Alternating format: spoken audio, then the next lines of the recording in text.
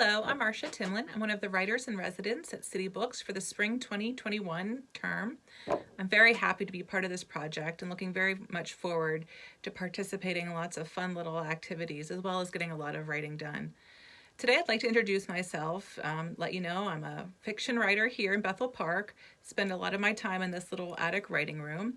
I graduated from Chatham University in 2013 with an MFA in children's writing. Since then, I stick mostly to adult fiction, mostly short pieces, and I have been working on putting together a collection, and hopefully I'm getting that out into the world again soon as well. Here's a piece I'd like to read for you today. It's called Neither New Nor Old Nor Wife Nor Widow. It was published in January at matchbooklitmag.com. Neither New Nor Old Nor Wife Nor Widow by Marcia Timlin. Standing in the middle of her living room, the mailman gave Leona nipple clamps for Valentine's Day. Leona was such a cliché that she was having an affair with the mailman. He was 6 years younger than her and kissed hello and goodbye with copious amounts of tongue. You can turn this thing here to change the tension on the grip. The mailman worked the mechanism between delicate fingers, showing her how to use it. Leona wondered if it was really an affair. Did it count since her husband disappeared into thin air 4 months ago? That was almost as long as they'd been married before he'd vanished. If you want to boost the intensity, put the chain in your mouth and tug. The silver glittered and snaked as he dangled the chain, mimicking the tugging motion. The metal looked high quality and substantial, but she wasn't sure since he hadn't let her touch them yet. The police officer who had taken her missing person report assured her they would do everything in their power to find her husband. But since he was an adult and there were no signs of illegal activity or foul play, there wasn't much they could do. As a grown man married less than 6 months with his own finances, warrants for personal information that went beyond the scope of public record would be hard to get. He may have just had a change of heart about married life. Wouldn't be the first time, the police officer had said as he snapped his notebook shut. So what do you think? Want to give him a try? The mailman raised his brows in a hopeful query. Leona liked a little pain, cleared her head. The mailman knew that. She watched the puddles form beneath his slush-covered boots propped up against the radiator by her front door as he undid the buttons of his blue uniform shirt. The mailman was the first person she gave her number to after her husband disappeared.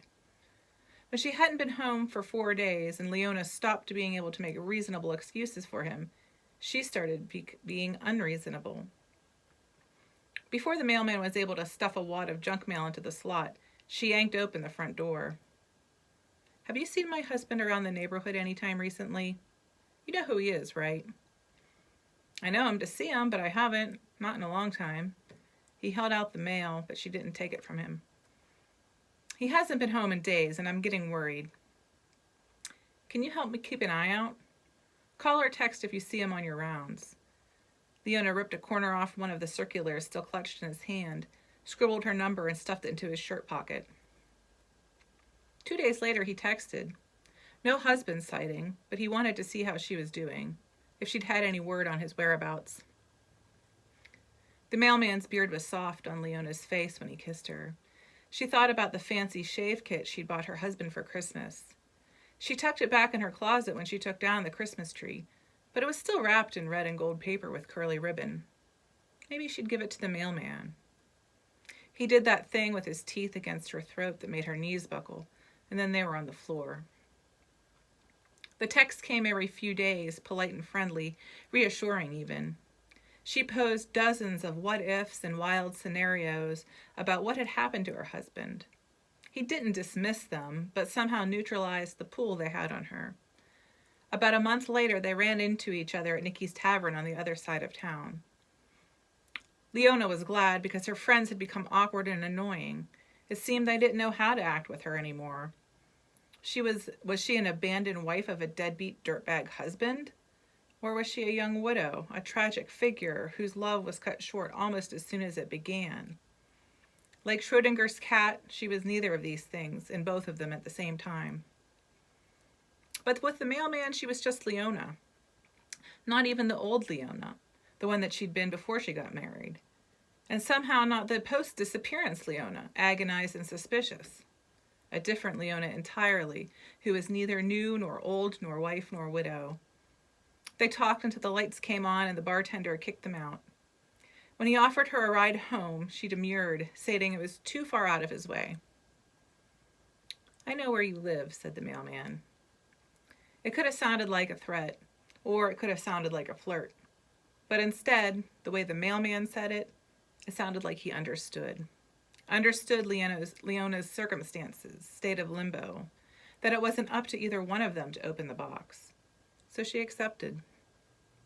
Rolling around on the floor, the mailman pulled off Leona's top and gripped both of her wrists in his left hand over her head. He grappled with the new hardware with his right. In the middle of the living room rug on Valentine's Day, with the mailman, Leona realized it wasn't so much as an affair, but a dare. A defiant invitation for her husband to walk through that door, catch them in the act. Maybe even a double dare for Leona herself to get rid of the box, step away from the both and neither. The metal was cold when it nipped into her flesh. Is that too tight? Does it need adjusting? Leona blinked away at the tear that jumped to the corner of her eye. No, it's just right. Thank you very much. Have a good day.